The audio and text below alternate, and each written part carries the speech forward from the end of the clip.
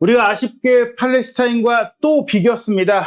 하지만 최근에 부상 이슈가 있었던 손흥민 선수는 건재함을 과시했고 또 의미 있는 골도 넣었고 무엇보다 역시 인터뷰의 신이구나. 또 한번 정말 멋진 인터뷰, 아시아의 큰 형으로서의 모습을 보이면서 팔레스타인 대표팀에 칭찬을 했는데요. 어떤 또 경기력적인 강점이 있었는지 또 왜 손흥민 선수가 대단한지 이동진 감독님과 함께 분석해 보도록 하겠습니다. 이동진 감독님은 우선 이제 포천의 일동중학교 감독님이시고요. 또 AFC, 또 KFA 지도자 강사, 또 단국대 국민대에서 축구 교수로서 활동하고 계시는 축구 전문가시기 때문에 현장에 또 이론적으로 깊이 있는 얘기를 전해주실 수 있을 것 같은데 우선 이번 경기 손흥민 선수 플레이 어떻게 보셨나요? 손흥민 선수는 부상 이슈가 있었지만 그런 것들이 무색할 만큼 좋은 경기력을 보여줬던 것 같습니다. 득점까지 해주는 어떤 그런 실속 있는 모습까지 보여줬는데요. 손흥민 선수는 앞으로도 부상 이슈를 뒤로하고도 충분히 좋은 모습을 보여줄 것 같습니다. 사실 올 초에 아시안컵이 열리다 보니까 올해는 정말 대표팀 경기가 많았는데요. 지난 10월에 햄스트링 부상 때문에 대표팀에 오지 못한 기간이 있었음에도 손흥민 선수가 올해 의미 있는 기록을 세웠더라고요. 개인 커리어 사상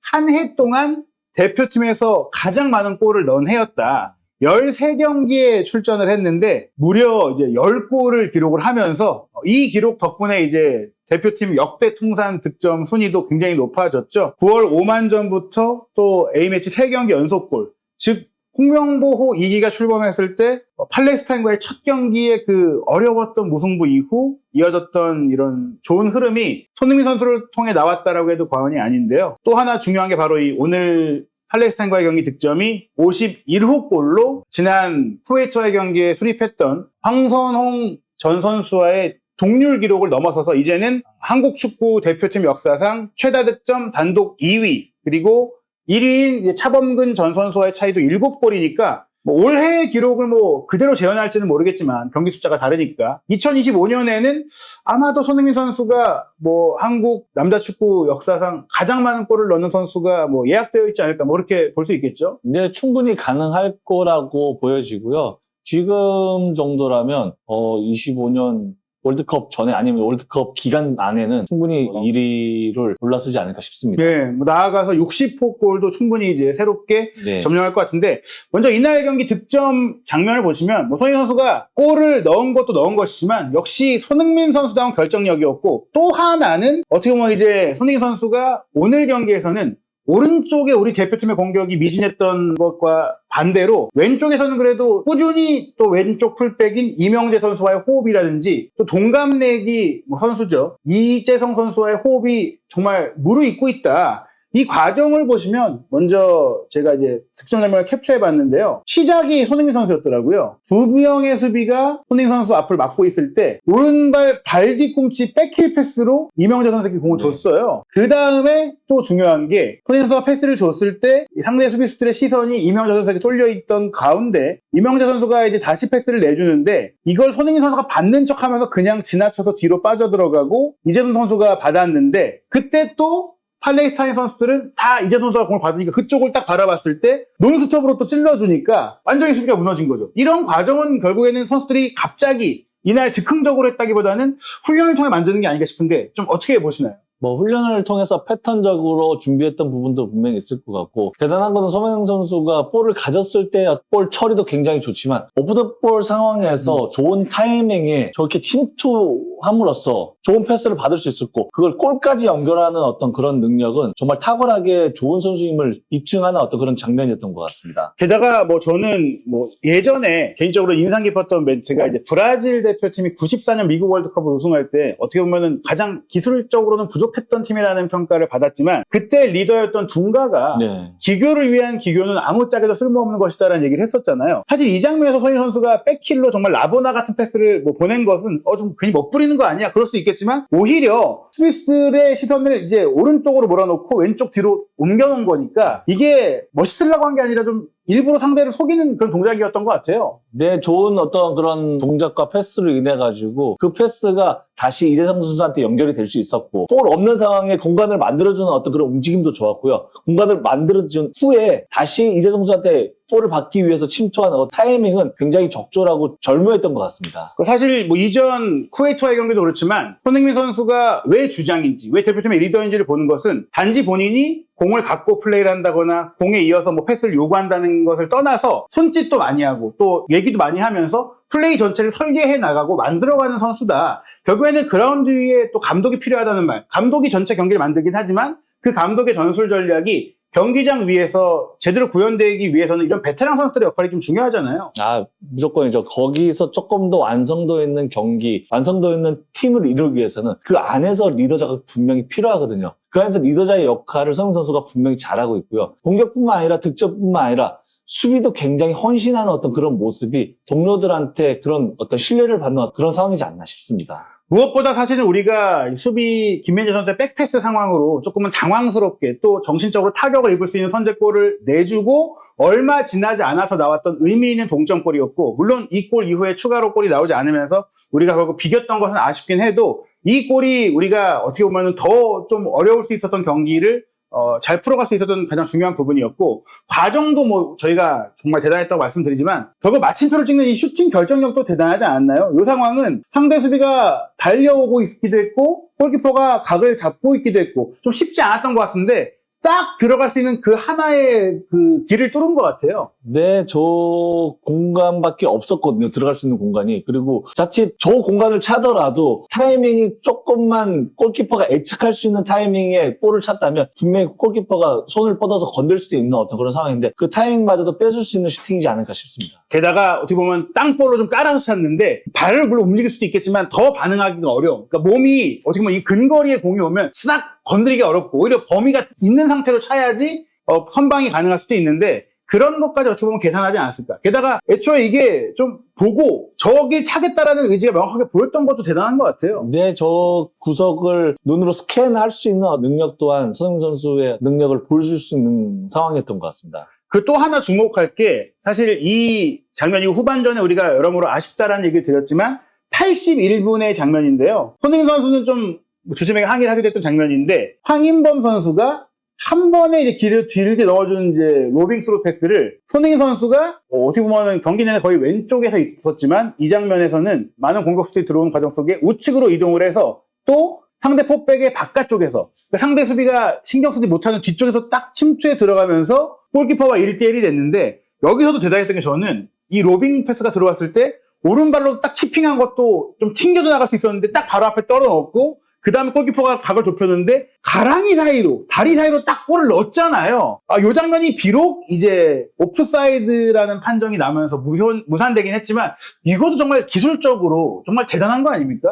그럼요. 일단은 저 타이밍에 아주 미세하게 업사이드가 걸리긴 했지만 킥으로 넘겨주는 어떤 그 타이밍에 침투하는 타이밍도 굉장히 좋았고요. 그리고 로빙볼로 내 등 뒤에서 날아오는 볼을 터치하는 거라고는 굉장히 쉽지 않거든요. 근데 그걸 발 밑에 정확하게 잡아놓고 그 볼이 바운드가 되기 전에 터치해가지고 가랭이 사이로 넣을 수 있었던 거는 손흥민 선수의 클래스를 보여주는 이거 그런 정말 장면이었습니다. 뭐 연습 중에도 하기가 쉽지 않은 기술인데 또 이걸 실전에서 1대1의 팽팽한 상황에서 또 어떻게 보면 81분이면 체력적으로도 그러니까 기술 좋은 선수들도 체력이 좀 떨어지면 기술도 같이 조금 이제 흔들릴 수 있잖아요. 실제로 저희가 이제 입중계를 하면서도 뭐 크로스패스의 부정확성 원래는 뭐 마음 편할 때 잘 찰 수 있고 체력적으로 잘 찰 수 있는 게 실전 경기에서 또 시간이 갈수록 떨어지는 것은 그것도 실력이다라고 말씀을 드렸는데 바로 손흥민 선수가 이런 경기 막판 시점에도 이런 집중력과 이런 정확성을 보여주는 게 이것이 좀 월드 클래스라고 평가받는 이유가 아닐까 싶은데 좀 어떻게 생각하시나요? 맞습니다. 항상 뭐 저런 상황, 어려운 상황,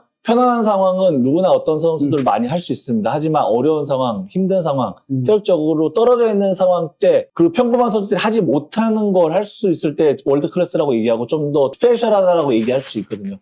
그런 부분들을 수행할 수 있는 선수가 손흥민 선수이기 때문에 우리가 좀 더 가치 있게 평가하는 것 같습니다. 결국에는 축구 선수가 당연히 기술도 좋아야 되지만 그 기술을 90분 동안 발휘할 수 있는 체력도 있어야 되고 또 그 기술을 적절한 타이밍에 구현할 수 있는 판단력, 축구 지능도 필요한 것이고 당연히 기술적인 그런 기본기는 있어야 되니까 이 모든 걸 갖춘 선수가 나오기가 쉽지 않은데 뭐 기술이 좋으면 체력이 떨어진다거나 체력이 좋으면 기술이 안 좋다거나 혹은 뛰어난 선수인데 지속이 안 된다거나 뭐 그런 선수들이 많은데 모든 걸 다 갖춰야만 이런 경지에 오를 수 있다는 것을 보여준 게 아닐까. 물론 뭐 이 골이 인정이 되지는 않았지만 결국 또 무승부로 끝나기도 했고, 그래서 어떻게 보면 팔레스타인이 뭐 우리보다 훨씬 전력이 떨어지는 팀인데 무승부를 거둬냈으니까 뭐 웃을 수 있는 경기였다고 볼 수 있겠지만, 그래도 이제 통계 매체 소파스코어에서 매긴 이제 평점 1위가 8.3점의 손흥민 선수로 플레이어 오브 더 매치로 선정이 됐고, 실제로 AFC에서 공식 선정한 이날 경기 최우수 선수도 손흥민 선수다 보니까 경기장 현장에서도 손흥민 선수가 이제 맨 오브 더 매치 상을 받았다고 하더라고요. 물론 본인은 그걸 만족하진 않았겠지만, 이날 경기 전체적으로 그래도 풀타임을 소화했고, 이제는 정말 몸 상태 문제가 없고 경기력이 살아나는 것 같습니다. 한 개 골을 넣었고 80%의 패스 성공률, 또 키패스도 2개였으니까 어시스트도 할 만한 내용이었고, 슈팅을 6개나 때렸고 그중에 4개가 이제 유효 슈팅, 2개가 블러킹이니까 결국에 물론 뭐 가운데로 좀 떨렸다고 해도 빗나간 슈팅이 없었다. 저는 이것도 좀 궁금해요. 손흥민 선수 같은 경우에는 공격수 치고 패스 성공률도 항상 높고, 또 슈팅이 빗나가도 아슬아슬하거나 내지는 거의 빗나가는 슈팅이 없잖아요. 보통은 그래도 슈팅이 이렇게 좀 빗나가는 경우가 반반씩 나오지 않나 싶은데, 뭐 어떻게 보시나요? 이런 결정력. 슈팅에 굉장히 탁월한 능력을 가지고 있는데 그 이면에는 노력이 뒷받침된 것 같습니다. 그 정확성을 높이기 위해서, 타이밍에 슈팅을 치기 위해서 손흥민 선수도 어떤 다른 매체에서 인터뷰하면서 얘기를 했었는데, 그만큼 어떤 반복적인 훈련을 통해서 감각적인 부분들을 이끌어낼 수 있었고, 어떤 각도에서든 자신 있게 슈팅할 수 있는 자신감도 얻었던 것 같습니다. 게다가 사실 뭐 오늘 경기 손흥민 선수가 이렇게 많은 슈팅을 때릴 수 있었던 것은 왼쪽에서 시작을 하긴 했지만 안으로 많이 들어와서 또 본인이 슈팅할 수 있는 코스를 찾기도 했고, 후반전에는 우측으로까지 많이 넘나들면서 확실히 대표팀은 토트넘과 비교했을 때는 손흥민 선수에게 좀 많은 자유도를 더 주고 있고 손흥민 선수를 공격의 중심으로 삼고 있다는 걸 느낄 수가 있었는데, 전 또 하나 주목할 것이 요즘에 대표팀에 와서도 크로스가 많다. 뭐 정확하게 연결된 건 한 번이었지만 5번이나 크로스를 했고, 드리블 돌파 시도도 10번이나 있고, 어떻게 보면은 어린 시절의 손흥민 선수는 빠르긴 한데 기술이 좀 아쉽지 않느냐라는 얘기가 있었지만 기술도 점점 좋아지고 있고, 또 크로스도 전형적인 윙 플레이어가 아니라 윙 포워드, 또 안쪽으로 접고 들어온 선수니까 슈팅만 좋지 크로스는 아쉽지 않느냐라고 했는데, 오른발 왼발 다 크로스가 좋아지고 있는 것, 이런 것들이 결국에는 말씀하신 대로 슈팅뿐만이 아니라 다른 본인이 조금 미진하다고 생각하는 부분들을 뭐 커리어를 이어오는 와중에 프로 선수가 되고 난 이후에도 계속 좀 연습해서 연마한 게 아닐까. 사실 20대 중반 이후 넘어가면 프로 선수들도 다른 뭐 기본기 훈련이나 추가적인 본인의 장점을 살리기 위한 훈련을 좀 많이 안 하는 것 같다라는 좀 인식이 있거든요. 아무래도 좀 나태해지거나 좀 내려놓는 어떤 그런 부분들이 있는데, 점점 사실 완성돼 가고 있는 어떤 그런 느낌을 받을 수 있는 것 같습니다. 손흥민 선수는 스피드를 활용한 선수들이 대부분 기술적으로 떨어지거나, 스피드가 떨어지면서 기술적인 부분들이 발휘되는 게 되게 제한적으로 떨어지는 경우가 굉장히 많거든요. 하지만 손흥민 선수는 그런 게 아니라 지금도 더 다양한 옵션을 가지고 축구에 대해서 깨어나고 있다는 느낌을 받을 수 있는 것 같아요. 과거에는 드리블로 해서 혼자서 솔로를 하는 어떤 그런 부분들이 장점이었다면, 지금은 동료를 이용한 능력까지도 굉장히 돋보여주고 킬패스를 하는 어떤 그런 부분들도 이런 부분에서 확실히 느껴지는 것 같습니다. 결국에 선수로서 계속 진화하고 있기 때문에 나이가 들어감에 따라서 어떻게 보면 어린 시절의 강점들은 조금 이제 나이 들면 이 능력 못 쓰지 않을까라고 우려했던 부분들이, 물론 그 피지컬도 여전히 유지가 되고 있는 것도 대단하지만 다른 능력도 배가 되면서 더 성장을 하고 있다. 그런데 손흥민 선수가 또 사실 정말 많은 우리 국민들이 사랑하는 이유가 그 인성적인 면인 것 같아요. 사실 저희가 팔레스타인과의 경기를 보면서 상대가 막 침대 축구도 하고, 막 거친 태클도 하고, 막 약간 신경전도 벌이고 좀 불쾌했던 장면들이 많았기 때문에 실제 경기장 안에서 찐 선수 입장에서는 더 화가 날 수도 있다고 생각을 했거든요. 그런데 손흥민 선수가 경기 끝나고 어떤 얘기를 했냐면, 물론 우리 선수들에게도 고생 많았다, 주장으로서 고맙다라고 하면서도 팔레스타인 대표팀에 박수를 보내주고 싶다. 팔레스타인 나라가 힘들잖아요. 그렇게 쉽지 않은 상황에도 이렇게 열심히 하는 모습을 보면서 우리가 배워야 할 게 있다고 생각을 한다. 또 우리의 실수로 어렵게 경기가 이어진 상황도 있겠지만 상대가 훌륭하게 경기를 준비했고 그들이 준비한 계획을 경기장에서 잘 보여준 것 같다. 즉 전술적인 면, 전술적인 실행력, 그리고 정신력, 많은 면에서 어떻게 보면 그들의 의지를 우리를 상대로 거칠겠지만 높이 평가한 거, 이게 사실은 결과를 내지 못한 팀의 주장이라든지 또 많은 견제를 당한 선수가 이런 인터뷰하기가 좀 어려울 것 같아요. 승부욕이 있으니까. 좀 어떻게 보셨어요? 굉장히 성숙된 어떤 모습으로 인터뷰한 모습이 굉장히 인상적이었습니다. 인터뷰한 스킬이 점점 늘어가고, 그리고 상대를 배려하는 어떤 그런 마음가짐을 가지고 인터뷰를 하는 모습이 참으로 더 성숙해지고 더 어른이 되어가는 어떤 그런 모습인 것 같고요. 저번 오만전에서도 오만을 리스펙하는 어떤 그런 모습, 음. 아시아 축구연맹을 리스펙하는 어떤 그런 모습들이 굉장히 인상적이었는데 이번 경기도 상대 팀을 이렇게 존중하면서 인터뷰하는 모습 정말이지 많이 저희들도 배워야 될 부분인 것 같습니다. 사실 좀 경기 보면서 팔레스타인 너무 축구 이렇게 하면 안 된다. 저도 막 욕을 하고 막 그랬는데 맞습니다. 네. 이런 그 자세를 보면서 저도 약간 내가 좀 너무했나 생각도 들고 왜냐면은 사실 팔레스타인 입장에서는 첫 승도 없고 또 절박하고 분명히 실력이 떨어지는 팀이 이기기 위해 모든 수단과 방법을 다 할 수밖에 없어요. 물론 뭐 거기서 페어플레이 정신은 필요한 거지만 그것마저도 이해하고 공감하려는 이성희 선수의 모습과 또 어떻게 보면은 같은 아시아 축구가 함께 성장해야 된다는 의미라든지 그런 것들이 또 본인이 할 인터뷰가 이 팔레스타인 국민들이라든지 또 아시아 축구 전체에 미칠 영향까지 생각한 인터뷰가 아닌가 생각이 되고요. 또 그러면서 뭐 올해를 돌아봤던 인터뷰에서도 아시안컵부터 정말 많은 일이 있었는데 결과적으로 우리가 많게는 10%가량이나 부족한 모습 보여드린 것 같다. 그걸 채워나간다면 내가 언젠가 대표팀을 떠나야 할 때 100% 만족하는 자리까지 만들어 놓고 은퇴할 수 있을 것 같다. 이 얘기도 대단한 게 조금 어떻게 보면 개인적으로 힘든 개인적인 사건도 뭐 대표팀 내에 있었던 아시안컵이었는데 그 얘기도 피하지 않고 얘기를 해주면서 내가 은퇴하기 전까지 그냥 내 책임을 다 하면서 그 아쉬운 거 내가 채우고 은퇴하겠다. 약간 이런 말조차도 좀 감동으로 다가오는 것 같아요. 충분히 그런 대표팀 주장으로서 대표팀의 일원으로서 굉장히 스스로가 자부심을 가지는 어떤 그런 느낌을 받는 것 같아요. 우리 모든 선수들이 이런 마음가짐을 가지고 한 경기 한 경기를 준비하면은 우리가 더 단단한 팀으로서 성장할 수 있을 것 같고 더 좋은 결과로서 어떤 만족할 수 있는 어떤 상황들을 만들어낼 수 있지 않을까 싶습니다. 그러면서 저희가 뭐 올해 손흥민 선수가 세운 기록 A매치 51호 골에 대한 얘기를 드렸는데 손흥민 선수는 전혀 중요하게 생각하지 않는다. 오직 팀에 도움이 되는 플레이와 행동만을 더 생각하고 올해 대표팀에서 뛸 수 있다는 것 역시 큰 영광이었다. 본인이 정말 많이 뛰었지만 여전히 그게 영광이라는 초심을 유지하고 있고 또 하나 내년에는 선수들이 더 똘똘 뭉쳐서 축구 팬들에게 행복한 한 해 또 선수들에게도 특별한 한 해를 만들었으면 한다는 이 얘기를 통해서 결국엔 이 축구라는 게 나 개인의 영광, 내 개인의 기록이 아니라 우리 모두가 우리 선수들, 함께하는 선수들 모두 그리고 우리 국민들 모두가 행복할 수 있는 그런 일이 되어야 한다.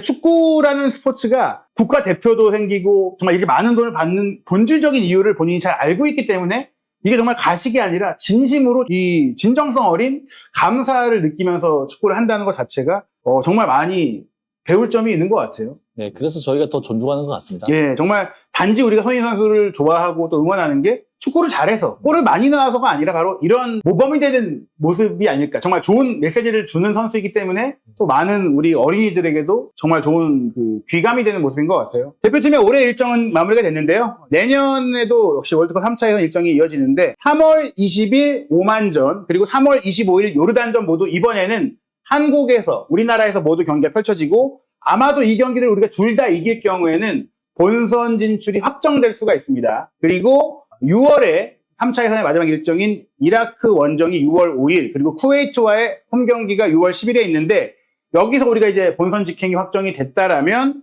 9월부터 했을 A매치는 이제 본선 대비 다른 해외 팀과의 평가전으로 이제 진행이 될 것 같거든요. 과연 우리가 언제 또 11회 연속 본선 진출을 확정할지 봐야 될 것 같고 또 손흥민 선수는 11월 24일 일요일 새벽 2시 30분 맨체스터 시티와 프리미어리그 12라운드 원정 경기 치르게 되는데 본인이 이제 몸 상태 문제로 카라바오컵 맨시티전은 출전하지 못했는데 이번 프리미어리그 맨시티전에서는 또 어떤 모습을 보일지 또 이동진 감독님도 또 일정이 되실 때는 저희와 대표팀 경기뿐만이 아니라 토트넘 경기도 함께 또 분석해 주실 예정이니까요. 한준TV 구독, 좋아요, 알림 설정 통해서 또 깊이 있는 분석 이동진 감독과 함께하는 어디서도 들을 수 없는 이야기 함께 해주시면 좋겠습니다. 오늘 함께 해주셔서 감사합니다. 감사합니다.